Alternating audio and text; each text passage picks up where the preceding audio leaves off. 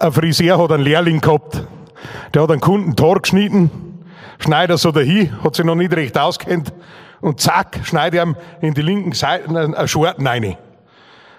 Also eine Schorten. Geht er hin, geht der Meister, hat's gesehen, geht hin und möchte den Lebermann schmieren, weil das war noch üblich vor ein paar Jahren, bei uns im Bayerischen Wald. Und der Leber buckt sich und der haut den Kunden noch eine Batsch, Oh, sitzt er da. Und da hat er sich entschuldigt, ja, tut mir leid und ja, hilft nicht. Der Leber hat dann weitergeschnitten, schneid, schnipp, schnapp und schneidet ihm auf der rechten Seite eine Schurten rein. Der Meister hat's wieder gesehen, geht hin, zeigt wieder auf, möchte den Leber mal nicht schmieren.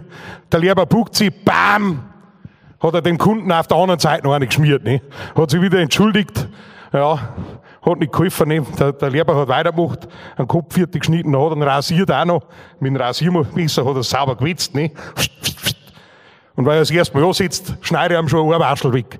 Das fällt am Boden runter, hat sich der Leber buckt, sagt er schnell, schreib's ein, der Meister, der wenn das sagt, der schlägt dich.